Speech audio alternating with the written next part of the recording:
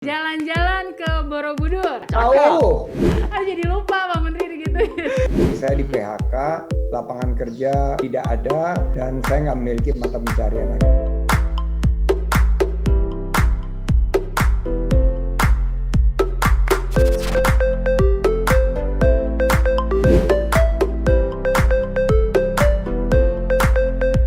Hai Investeam, kembali Anda menyaksikan podcast Investasi Indonesia. Kali ini bersama saya Rinto Andika.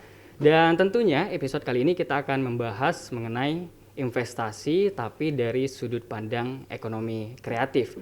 Dan juga seperti apa peranan digitalisasi terhadap milenial. Nah, sudah ada dua narasumber bersama saya di sini. Di studio sudah ada Ibu Tina Talisa, staf khusus Menteri Investasi BKPM Hubungan Daerah. Selamat siang Ibu. Selamat siang, apa kabar Mas Rinto? Puji Tuhan, baik Ibu, bagaimana kabarnya? Alhamdulillah, semoga Baik, semuanya juga ya. sehat. Iya, sehat. Selain Ibu Tina Talisa di studio, sudah ada bergabung juga bersama kita tentunya spesial. Ada Menteri Pariwisata dan Ekonomi Kreatif, Bapak Sandiaga Uno. Selamat siang Pak, apa kabarnya? Sugeng enjang, wilujeng enjing. Iya, luar biasa. Tentunya kita ucapkan terima kasih banyak ya untuk kedua narasumber yang sudah bergabung. Kita tahu bahwa kesibukannya masing-masing sangat luar biasa ya. Pak Sandi, saya mau tanya dulu, ini posisinya lagi di mana ini Pak? Kami lagi di Balkon Des Borobudur di Kabupaten Magelang, dekat dengan Candi Borobudur di Provinsi Jawa Tengah, sebagai bagian langkah penyiapan satu dari 5 destinasi super prioritas, yaitu Borobudur. Dan saya ingin memberikan pantun buat Mbak Tina, dan tolong disampaikan juga kepada Pak Bahlil. Siap Pak Menteri. Buka puasa makannya nasi, Cakep. jangan di siang hari, nanti puasanya batal. Cakep. Mari bersama tingkatkan investasi dengan manfaatkan teknologi digital. Iya. Asik, luar Ikan biasa. digulai, kuahnya kental. Iya, Cakep, Jangan lupa bawa nasi. cakep. Generasi milenial, manfaatkan teknologi digital, kembangkan ekonomi dan tingkatkan investasi. Waduh, terima kasih banyak luar nih. biasa. Nanti akan kita sampaikan ke Pak Menteri ya. Saya Balas sampaikan. dong, Mbak Teh Tina, dibalas satu. Iya, makanya ini saya nggak nyiapin. Sebentar, saya siapinnya di akhir ya Pak. Pak Menteri di awal, saya di akhir. Atau Bu Tina mau langsung balas pantunnya sekarang? Karena saya backgroundnya bukan orang Betawi ya, Iya. jadi kalau bikin pantun itu mesti mikir sebentar, mikir dulu ya. Jalan-jalan ke Borobudur. Ya, cakep. Tahu. Jauh.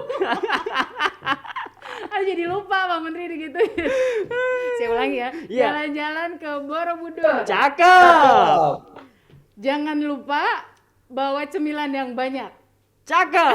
Silakan. Ayo Mari. kita giatkan investasi tumbuh subur Ya, supaya ciptakan lapangan kerja yang banyak. cakep. Yang penting substansinya ya, Iya, tepat betul. ya. Kalau saya ada sedikit ini Pak Sandi, untuk Pak Sandi ya. Silakan. Makan nasi pakai ikan teri. Cakep. Iya, selamat datang Pak Sandi di podcast investasi. Oh gitu aja. Yang simpel-simpel aja. Baik, saya mau ke Pak Sandi terlebih dahulu ini. Pak, boleh diceritakan nih kesibukannya sekarang ini apa aja nih Pak? Kesibukannya, ya ini kan saat-saat yang sangat prihatin ya bagi dunia pariwisata dan ekonomi kreatif di tengah pandemi dan tantangan ekonomi.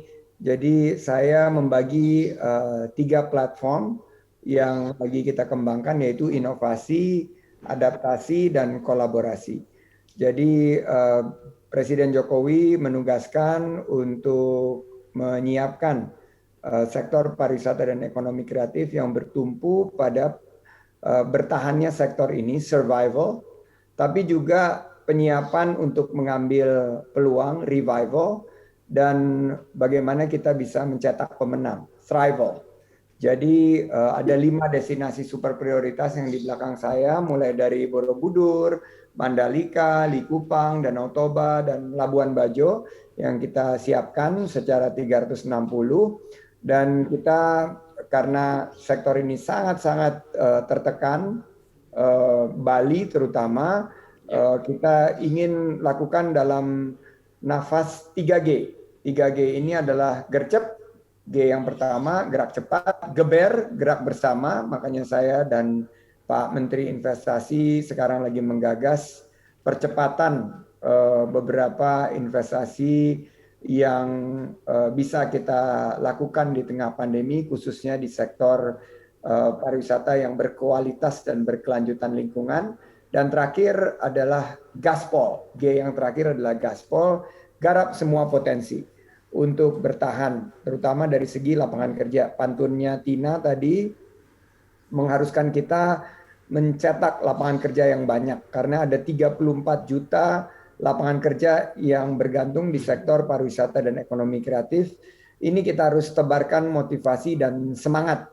Kita harus berikan mereka satu inovasi dan kemampuan beradaptasi. Karena COVID-19 ini memaksa kita untuk meningkatkan keterampilan kita di sisi digitalisasi, bagaimana mereka bisa bukan hanya menjual produk-produk dan jasanya online, memasarkan destinasi wisata dan sentra ekonomi kreatif secara online, tapi juga menciptakan konten-konten kreatif yang bisa kita gunakan sebagai satu tools untuk membangkitkan sektor pariwisata dan ekonomi kreatif.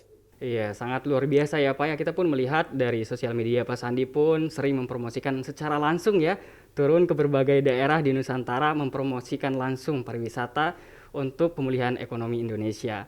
Terima kasih Pak. Kalau Ibu Tina Talisa, kesibukannya apa ini sekarang Bu? Sekarang kesibukannya membantu Pak Menteri Investasi, Yeah. Pak Bahlil Lahadalia sebagai staf khusus seperti disampaikan tadi oleh Mas Rinto, khususnya di bidang hubungan daerah dan juga tugas-tugas di bidang komunikasi. Jadi memang seperti disampaikan oleh Pak Sandi, ini kan kondisi yang tidak pernah kita duga, tidak pernah kita kira, dan belum bisa kita prediksi kapan berakhirnya. Yang paling bisa kita lakukan adalah beradaptasi sebaik mungkin dan menghadirkan inovasi. Nah, dari sisi Kementerian Investasi, kalau ditanya investasi itu kan seolah sesuatu yang jauh segitu ya Pak Sandi ya. Biasanya orang berpikir, oh investor itu selalu asing. Itu satu tuh.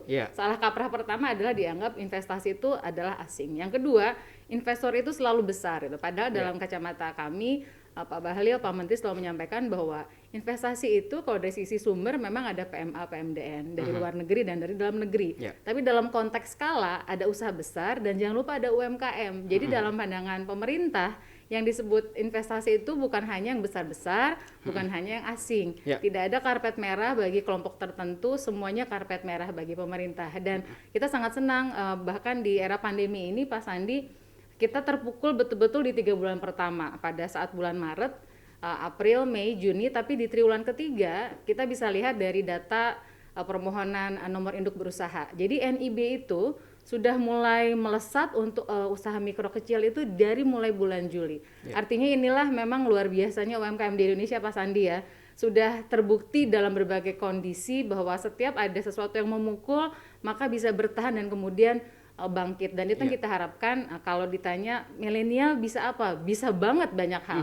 Karena dari sisi konteks penciptaan lapangan kerja yang tadi saya sampaikan dalam pantun, sebetulnya kontribusi terbesar adalah UMKM Mas Rinto. Jadi dari 133 juta angkatan kerja, 120 juta itu diserapnya oleh UMKM.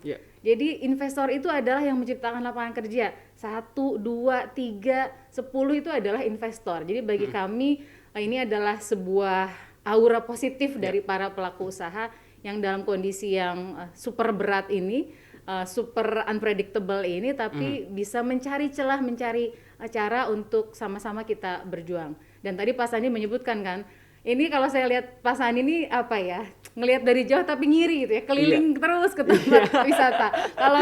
Kalau kami ini di Kementerian Investasi sama sih, keliling juga, tapi kelilingnya ke kawasan industri yang belum jadi harus dijadiin gitu.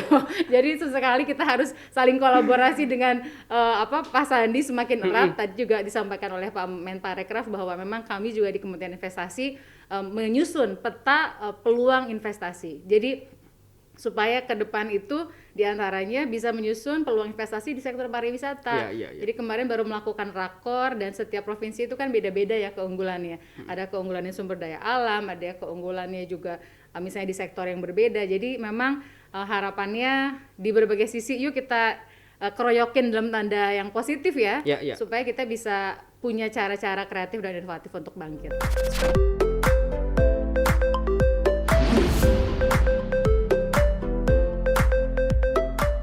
Nah, kalau bicara investasi ya, nah sekarang ada segmen baru yaitu milenial ya, Bu ya. Nah, kalau menurut Ibu itu seberapa penting sih investasi itu bagi milenial? Penting sekali. Jadi kalau kita melihat ini yang sering kita harapkan kepada anak-anak muda. Kalau kita lihat lagi bukan hanya milenial tapi juga termasuk generasi Z ya. Jadi sekarang generasi Z dan generasi Y itu sangat punya kontribusi yang besar. Karena itulah Undang-Undang Cipta Kerja diantaranya memang ingin memberikan penguatan kepada para pelaku usaha yang sektornya dari mulai apapun tapi skalanya usaha mikro, kecil dan menengah. Jadi diharapkan bahwa ke depan itu kalau sudah lulus kuliah dari mulai Pak Sandi Ketua Umum HIPMI, kemudian Pak Bahlil Ketua Umum HIPMI, kan harapannya ingin lebih banyak pengusaha-pengusaha baru, pengusaha-pengusaha muda yang berkontribusi pada pertumbuhan ekonomi. Harapannya teman-teman yang nanti menciptakan lapangan kerja untuk generasinya dan generasi di bawahnya. Karena kita nggak bisa bertumpu kepada penciptaan lapangan kerja dari pemerintah. Misalnya PNS, TNI, Polri, BUMN kan nggak bisa menyerap semua angkatan kerja. Karena itu dibutuhkan milenial-milenial nih yang mau berinvestasi dalam konteks artinya punya usaha lalu menciptakan lapangan kerja. Iya, jadi milenial harus menciptakan lapangan pekerjaan ya. Betul. Seperti itu. Kalau dari Pak Sandi, seberapa penting menurut Bapak milenial itu harus berinvestasi, Pak? Super penting. Ya.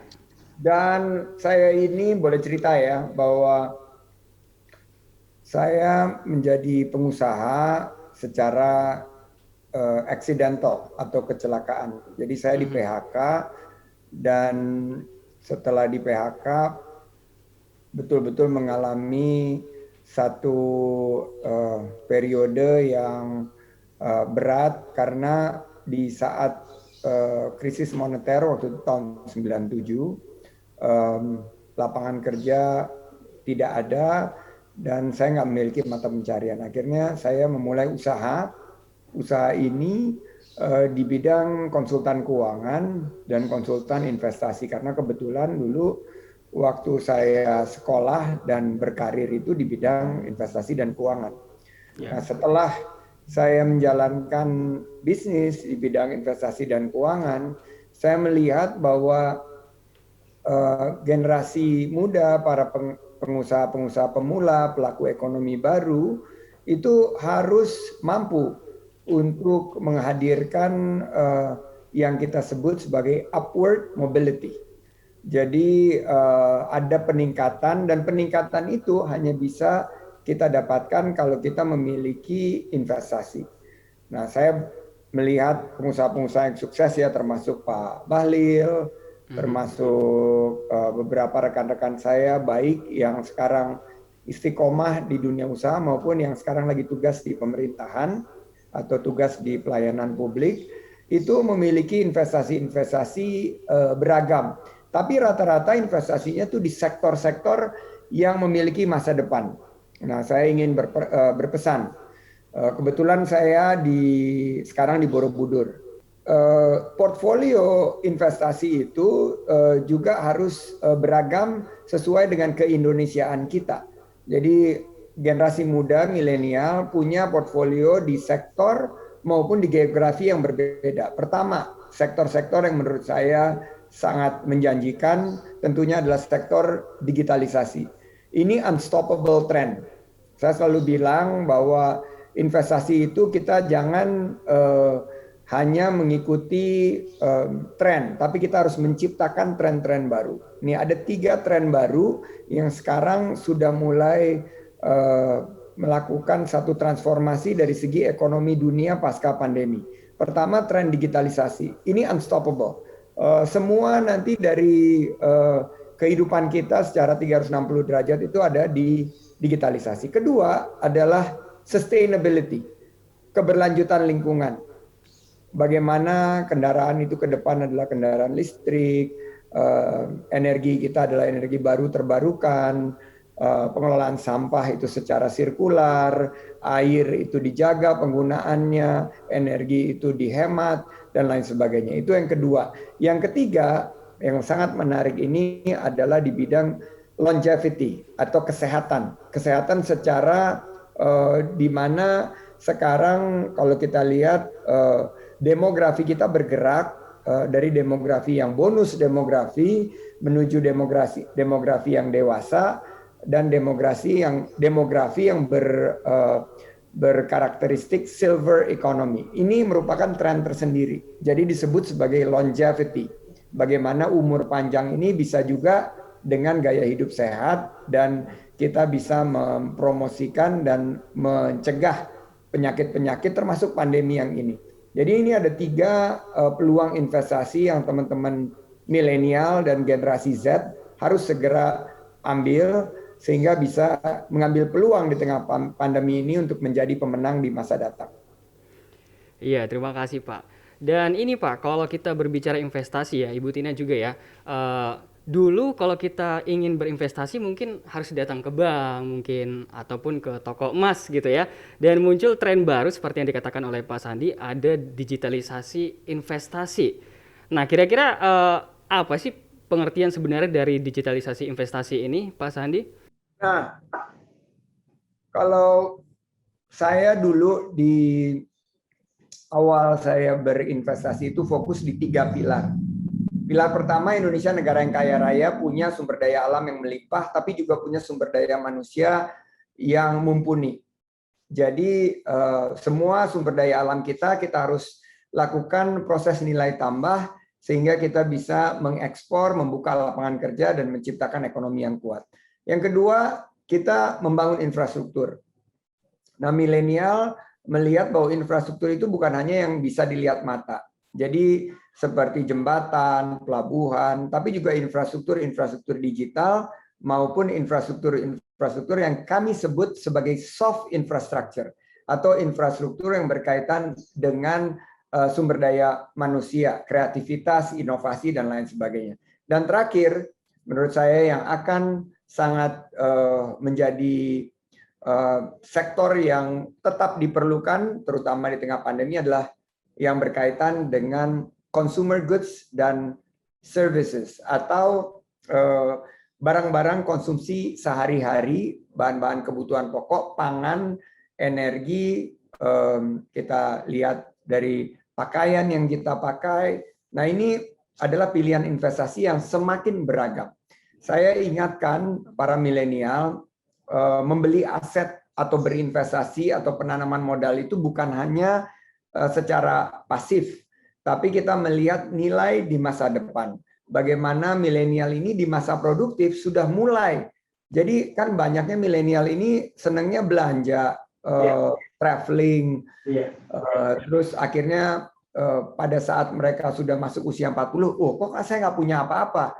Nah, disinilah tantangan kita bahwa kita harus menciptakan satu investasi-investasi yang cocok buat anak muda.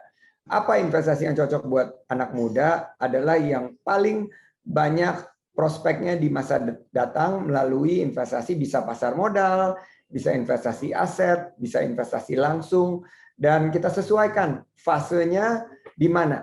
Kalau misalnya di awal-awal kita fasenya adalah yang investasi ringan-ringan. Tapi begitu kita ada di masa yang produktif, semakin berat, dan di penghujung karir kita, karena kita diprediksi akan produktif itu sampai usia mungkin 50, 55, 60 tahun, itu kita udah persiapan transisi untuk pada satu saat kita punya aset-aset yang akan produktif menghasilkan nilai tambah ekonomi buat kita. Jadi fokus, tingkatkan kreativitas, inovasi, berani mengambil resiko, dan selalu bergerak. Itu pesan saya kepada teman-teman milenial untuk berinvestasi. Iya, terima kasih Pak ya. Harus berinovasi, harus kreativitas dan berani mengambil resiko intinya. Sama seperti juga Pak Sandi ya. Dulu saya juga pernah baca buku portofolio Pak Sandi dulu. Bagaimana perjuangan beliau Ibu Tina ya. Luar biasa ini Iya. ceritanya dari mulai di PHK dan Iya. selanjutnya. Sama seperti Pak Menteri Investasi juga tadi, sebetulnya ada pesan yang penting dari Pak Menteri Pak Rekraf ini, Pak Sandi, bahwa Pak Sandi kan seolah menceritakan bahwa jadi pengusaha itu bukan by design begitu ya, Iya, karena kondisi ya udah jadi pengusaha sama gitu. Pak Bahlil juga bukan karena by design. Nah, ke depan kita berharap semakin banyak pelaku usaha yang by design. Artinya dari sisi pemerintah juga, pemerintah tahu bahwa ini adalah target yang harus diciptakan. Makanya kami senang juga sekarang di perguruan tinggi semakin banyak yang mengedepankan unsur kewirausahaan kepada mahasiswa. Nah, kalau ditanya tadi soal digitalisasi investasi, kita bisa melihatnya dari berbagai sudut pandang menurut saya. Tadi yang disampaikan Pak Sandi benar, itu adalah kalau diri pribadi menjadi investor gitu ya. Tapi dalam kaitannya tidak menciptakan lapangan kerja langsung. Misalnya sekarang kalau ditanya, pasti makin mudah. Saya aja yang bukan milenial, saya ini kan generasi X bungsu ya. Sebagai perbatasan saya memahami bahwa teman-teman milenial tuh udah terbiasa atau kalau sebagai investor ya dirinya. Misalnya sekarang udah pasar modal juga di tangan semua gitu ya. Belanja apapun reksadana di tangan, peer to peer lending juga semuanya secara digital. Beda dengan generasi pada saat masanya Pak Sandi misalnya memulai di sektor keuangan. Sementara dari sisi yang lain, kalau saya boleh melihat dari sisi pemerintah misalnya, melihat digitalisasi investasi adalah kalau kita bicara investasi, maka ada hulunya, diantaranya perizinan. Nah, dan memulai berusaha ini adalah salah satu indikator yang dicatat dan dinilai oleh Bank Dunia, kemudian muncullah ease of doing business atau peringkat kemudahan berusaha. Nah, apa sih yang diharapkan pengusaha? Pak Menteri selalu menyampaikan bahwa pengusaha itu kalau soal izin, butuhnya nggak banyak-banyak sebetulnya, butuhnya ada kepastian, kemudahan, kecepatan, dan transparansi. Nah, karena itulah dalam Undang-Undang Cipta Kerja menggariskan bahwa perizinan itu wajib melalui online single submission. Yang prosesnya bisa dilakukan dimanapun, kapanpun, dan untuk usaha mikro kecil yang risikonya rendah dan menengah rendah sudah bisa diakses nantinya melalui smartphone. Karena kita memahami sekarang masyarakat semakin digital, jadi layanan publik dari pemerintah pun harus semakin digital juga. Jadi artinya tidak ada alasan misalnya pelaku usaha udah susah urus izin, nggak ada alasan lagi. Selama terkoneksi dengan internet, literasi digitalnya baik, punya device-nya gitu, apakah itu tablet atau smartphone atau laptop atau komputer, maka bisa mengurus perizinan. Nah, ini jadi penting. Pasti Pak Sandi sangat sering gemes juga itu. Misalnya bicara soal credit lending bagi UMKM. Teman-teman pasti suka ngerasa, aduh kok susah ya dapat akses pembiayaan dan lain-lain. Karena memang pelaku UMKM di Indonesia lebih banyak yang masih informal, Pak Sandi ya. Nah, karena masih informal itulah maka akses terhadap permodalan menjadi lebih sempit dibandingkan yang sudah punya legalitas. Karena itulah dalam Undang-Undang Cipta Kerja untuk legalitas ini dipermudah. Tujuannya apa sih? Agar pelaku UMKM kemudian memiliki kemudahan terhadap pembiayaan, lalu kemudahan terhadap pemasaran. Jadi disinilah sebetulnya harapannya dimanfaatkan oleh teman-teman milenial. Jadi generasi Y, generasi Z itu harus udah beda mikirnya sama generasi X itu. Kalau misalnya lulus mau jadi pegawai ya boleh lah, tapi sebentar aja. Tapi harusnya berpikir ke depan itu seperti Pak Sandi, seperti Pak Bahlil, justru jadi pengusaha yang menciptakan lapangan kerja. Karena segala instrumennya sudah dibuat lebih kondusif, iklim investasinya lebih dibuat mendukung kepada para pelaku pemula dan juga para pelaku UMKM. Nah, jangan lupa di Undang-Undang Cipta Kerja juga disebutkan di pasal 90 wajib. Sekarang Pak Sandi investor besar itu judulnya wajib bekerja sama dengan pengusaha nasional di daerah dan UMKM. Kalau dulu kan lebih kepada afirmatif aja gitu ya. Ya pokoknya kita toleransi, saling bantu, saling gandeng. Sekarang enggak, itu wajib hukumnya. Apalagi sekarang ada Satgas Percepatan Investasi dengan Kepres nomor 11, kebetulan ketuanya Pak Menteri Investasi. Di situ jelas salah satu tugasnya itu harus kolaborasi investor besar dengan UMKM. Kalau nggak gitu nanti Pak Sandi pasti nggak pengen kan konglomerat itu saja. Kita nggak mau juga misalnya ada investasi nih di 5 destinasi super prioritas, tapi kemudian yang muncul bukannya pelaku usaha baru di daerah, tapi pelaku usaha Jakarta yang masuk ke daerah tersebut. Nah, harapannya kita ingin banyak orang-orang kaya baru kayak Pak Sandi gitu kan. Jadi jangan orang kaya barunya Pak Sandi lagi, Pak Lutfi lagi, ya kan, Pak Erik lagi, Pak Bahlil lagi. Beliau-beliau ini ingin buat legacy bahwa ke depan itu ayo harus banyak milenial yang memulai dari sekarang menjadi pelaku usaha. Dan mimpinya tuh seperti Pak Sandi kan, kalau kita ciptakan lapangan kerja pasti berkahnya nyampe juga ke teman-teman, mau 1, 2, 3 orang, belum lagi yang indirect terhubung sama teman-teman sebagai pelaku usaha milenial.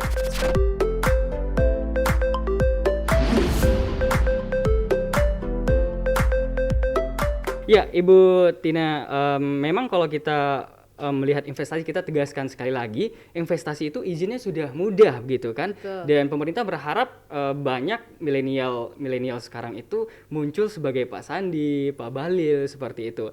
Dan tadi kalau saya mendengar pemerintah menyediakan seperti permodalan, pelatihan untuk para pelaku UMKM. Asal dengan catatan harus memiliki izin seperti Betul, itu. punya NIB kok, gampang, Iya. nomor induk berusaha atau NIB. Ngurusnya cepat, Pak Menteri suka sampaikan 2 jam. Tapi sebenarnya Pak Sandi, kalau kita udah tahu bidang usahanya apa, ngisi-ngisi datanya, sebetulnya buat milenial yang melek digital, Iya.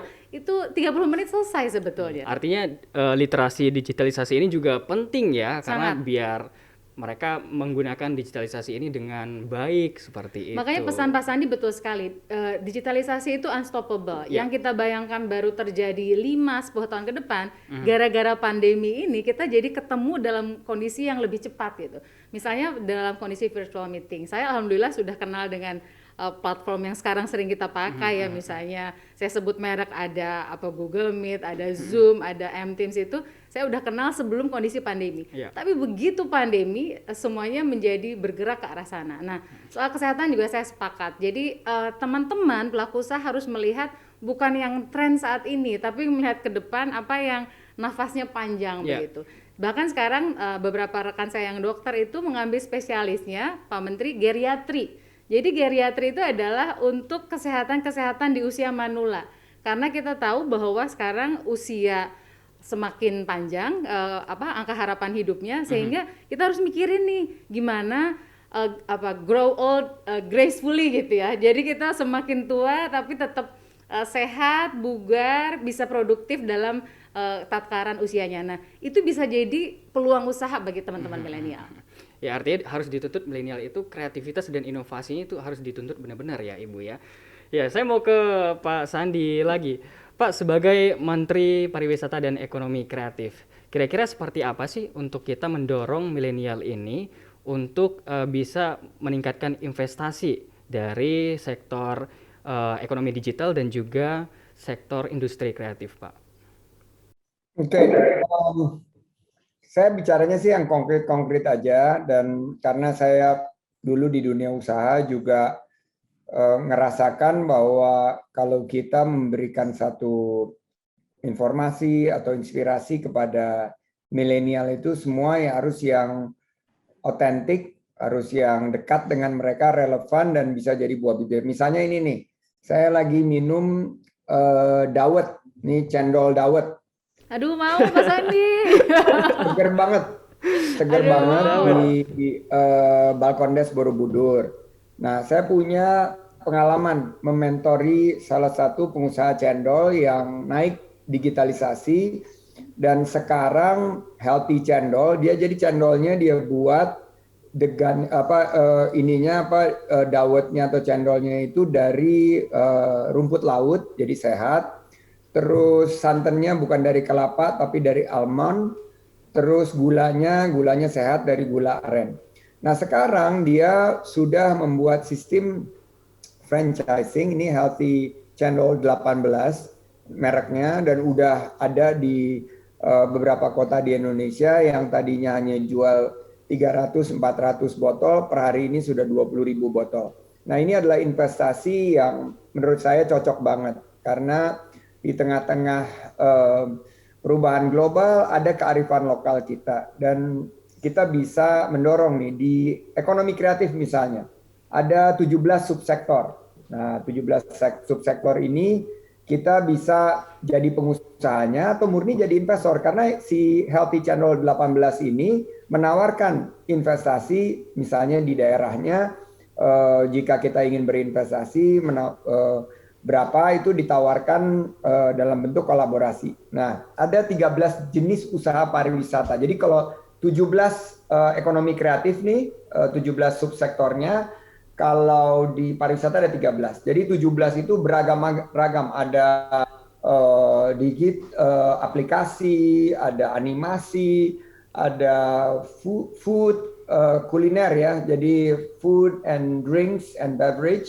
Ada juga fashion. Nah, ini kalau ngelihat bajunya Mbak Tina ini kan wow, keren banget gitu. Ini batik Garut, Mas Andi. Benar. Saya dulu promosiin batiknya Mbak Tina. Mbak Tina pernah punya usaha batik juga, dan juga ada kerajinan tangan. Tapi kita ingin startup ini maju di 30 subsektor ini. Jadi kalau di pariwisata ada homestay, ada restoran, hotel, dan lain sebagainya. Nah, gimana caranya?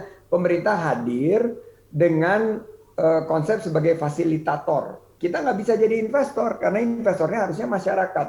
Nah, kami bikinlah program-program seperti Food Startup Indonesia, Modest Fashion, program BIP, dan kita bikin fasilitasi usaha sehingga mereka bisa naik kelas, bisa go public. Dan yang paling penting bagaimana akselerasi mereka untuk mempelajari sistem dan resiko investasi sebelum mereka menanamkan modal. Nah, saya juga melihat bahwa jika mereka belum siap untuk jadi pengusaha, mereka bisa berinvestasi di hal-hal yang berkaitan dengan instrumen-instrumen investasi pasar modal, sukuk, ori, dan lain sebagainya. Dan tadi Mbak Tina ngomong mengenai peer-to-peer lending, ini juga sekarang sudah banyak. Ada platform-platformnya yang memberikan kesempatan kita menanamkan modal melalui peer-to-peer lending, memberi pinjaman buat modali usaha-usaha kecil yang lain sebelum mereka masuk bursa saham. Yang paling penting menurut saya adalah gimana kita mengerti resiko investasinya. The higher the risk, the higher the return. Itu as simple as that. The lower the risk, the lower the return. Jadi kalau ada yang bilang ini minim resiko tapi keuntungannya besar, itu semuanya hanya fata morgana, jangan percaya. Nah, kita ingin kreativitas dan inovasi teman-teman milenial ini untuk menciptakan nilai produk yang bisa kita tawarkan. Jadi misalnya ada program SEEN, yaitu program yang memberikan fasilitasi bagi penulis skrip untuk menciptakan produk-produknya. Masa sih kita nggak bisa bikin sekelas Crown atau Money Heist? Masa kita terus-terusan dibuai dengan drama Korea? Kenapa nggak kita bikin Drajok, drama Jogja, Drasun, drama Sunda? Kenapa nggak kita punya produk-produk juga yang punya kemasan yang bagus? Seperti kalau kita dari Jepang bawa pulang itu kan, aduh kemasannya bagus banget, Tokyo Banana dan lain sebagainya. Kenapa nggak kita punya ampiang dari misalnya Borobudur yang dikemas dengan baik? Ayo teman-teman muda kita gali, kita ciptakan produk-produk pariwisata dan ekonomi kreatif yang berdaya saing. Dan terakhir, kuncinya adalah entrepreneurship, kewirausahaan. Makanya kami selalu bilang pelatihan, pendampingan, dan wirausaha. Jadi dilatih, didampingi, dan wirausaha. Kalau boleh titip ke Pak Billy Mambrasar, fokus Kitong Bisa Foundation itu adalah di ekosistem melatih, mendampingi, dan wirausaha. Dengan ini, anak-anak muda yang disentuh oleh Kitong Bisa Foundation ini akan bergerak. Dan saya yakin Kementerian Investasi dan Kementerian Pariwisata dan Ekonomi Kreatif akan sangat semangat untuk berkolaborasi untuk mendorong teman-teman semua menjadi wirausaha handal. Jangan 4L, lo lagi. Kalau ada kesempatan investasi, anak-anak dari daerah maju, berkembang. Saya lihat Pak Bahlil, dulunya seorang pengusaha lokal, hanya di Papua. Sebelumnya lagi dia hanya seorang supir angkot, penjajah kue. Sekarang dia punya salah satu platform investasi yang terbesar dan ditugasi di Menteri Investasi. Ini yang harus kita emulasi. Ini yang harus kita inspirasi, bahwa ke depan ambil resiko, ketahui pasar, jangan takut gagal. Gagal itu adalah anak tangga menuju kesuksesan. Mari anak-anak bisa, Kitong Bisa Foundation maju terus. Terima kasih, sukses untuk kita semua.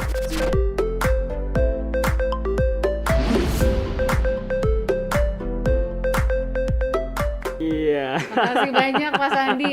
Ini senang banget nih Pak Menteri itu langsung hands on Iya. melihat ekonomi kreatif. Tadi misalnya ada Healthy Cendol. Iya. Bayangin coba di endorse sama menteri. Di-endorse Dari menteri sebelum ya, jadi cendol menteri ya. sampai sekarang jadi menteri di endorse banget. Dan ngomong-ngomong cendol, saya lebih kenal istilah cendol dibanding dawet Pak Sandi. Oh, Karena saya iya. mau orang Sunda, orang Bandung mah taunya cendol Cendol. Elizabeth. Nah, bicara soal sektor tadi, Iya. semua yang disebutkan Pak Sandi, perizinannya itu lewat OSS. Kalau nyambung soal perizinan Pak Sandi ya. Jadi sebetulnya buat para pelaku usaha sektor apapun itu mendapatkan kemudahan dari pemerintah setelah Undang-Undang Cipta Kerja. Dan tadi kalau disinggung makanan yang disebut banyak kan, ada ampiang. Pokoknya Pak Sandi hari ini bikin kita ngiler aja nyebutin semua makanan. Nah, semuanya itu kalau usahanya mikro kecil risiko rendah di dalam Undang-Undang Cipta Kerja, OSS ini menghadirkan NIB sebagai perizinan tunggal. Jadi nomor induk berusaha itu berlaku sebagai legalitas, sebagai sertifikasi jaminan produk halal, itu dibutuhkan banget oleh para pelaku usaha dan juga SNI. Nah, ini adalah sebetulnya sentimen-sentimen positif yang harusnya ditangkap banget nih sama teman-teman pelaku usaha, bahwa dengan begitu akselerasi harusnya diharapkan cepat terjadi. Naik kelasnya cepat dari mikro ke kecil, kecil ke menengah. Nah, sekaligus saya mau menyampaikan ini yang banyak juga yang belum betul-betul terpahami kan sekarang berbeda ya Pak Menteri untuk kategorinya. Jadi kalau dulu usaha mikro itu kan sampai 50 juta. Sekarang sampai 1 miliar itu usaha mikro. Kalau dulu usaha kecil itu lebih dari 50 juta sampai 500 juta. Kalau sekarang lebih dari 1 miliar sampai 5 miliar. Nah, sedangkan usaha menengah sekarang lebih dari 5 miliar sampai 10 miliar. Tapi prinsipnya adalah negara memberikan proteksi kepada UMKM. Pokoknya nggak boleh ada penanaman modal asing atau PMA masuk ke UMKM. Karena UMKM ini adalah milik anak negeri, warga negara Indonesia, badan usaha atau perseorangan. Jadi teman-teman pelaku usaha milenial yang baru mulai atau yang masih di sektor UMKM, ini sebetulnya adalah dukungan. Jadi diproteksi sama negara, tapi kan kita setelah diproteksi mesti berjuang lebih keras lagi gitu ya. Bahwa ke depan Pak Sandi berharap kita punya ekonomi kreatif yang kuat. Saya jadi bener juga sih, iya ya kenapa kita kok nonton drakor terus gitu ya Pak Sandi, kenapa nggak kemudian kita yang mengekspor budaya ke negara lain gitu. Itu kan adalah sebetulnya kita dapat impor budaya nih dengan drakor. Tidak ada yang salah, tapi harusnya kita juga bersiap diri untuk hal yang lebih besar ke depan. Nah, harapannya memang kita melihat kalau dari sisi ini kan kita bisa mengangkat harapannya membuat lebih merata. Tumbuh investasi, tapi kalau nggak merata dampaknya akan kurang terasa. Nah, kalau di kami Kementerian Investasi, salah satu yang fokus Pak Menteri adalah yuk gimana caranya Jawa luar Jawa itu semakin unggul luar Jawa. Karena kalau dari sisi luas wilayah ya lebih besar wilayah di luar Pulau Jawa sebetulnya. Meskipun saya adalah asli Jawa Barat, Sunda banget, tetapi kita mesti berpikir ke depan bahwa luar Jawa itu harus betul-betul mendapatkan penanganan yang prioritas juga. Nah, kami di Kementerian Investasi di triwulan pertama misalnya Pak Sandi sekalian melaporkan bahwa penanaman modal itu lebih besar di luar Jawa. Jadi belum pernah terjadi bahwa sekarang itu 52,1% di luar Jawa. Agar bahwa apa yang Pak Sandi sampaikan, infrastruktur baik itu yang kelihatan nggak kelihatan harus merata. Karena infrastruktur itu adalah pintu masuk untuk investasi mau masuk. Coba misalnya Mas Rinto mau usaha di Labuan Bajo, tapi pengen digital. Tapi kalau di sana nggak ada internet, nah kan susah. Jadi betul bahwa infrastruktur itu menjadi pintu masuk bagi investasi ke semua daerah. Nah, yang kita harapkan adalah investasi itu betul-betul mengerek pertumbuhan ekonomi dan menciptakan lapangan kerja. Saya kebayang nih, Healthy Cendol mungkin dulu saya nggak tahu karyawannya, barangkali cuma 3. Sekarang dengan franchise barangkali udah bisa lebih dari 100. Dan ada misi di sana, misi budaya kan, makanannya sehat, enak, dan juga itu kan sebetulnya tradisi Indonesia banget. Saya punya teman juga membina ini Pak Sandi. Dia buat minuman dari mangga, tapi niat awalnya adalah bagaimana menyerap buah mangga dari Indramayu, petani Indramayu. Jangan sampai misalnya nggak laku lalu busuk. Jadi kemudian diserap, lalu dijadikan minuman jus, dan enak banget jusnya, nggak pakai gula sama sekali, dan akhirnya misi social enterprise-nya jalan gitu. Bantu petani, tapi memang produknya enak dan sehat. Nah, ini harapannya ke depan makin banyak nih pelaku-pelaku usaha yang misinya tuh kewirausahaannya jalan, sosialnya jalan juga. Kitong bisa pasti bisa. Iya. Kitong bisa harus bisa, Pak. Harus bisa.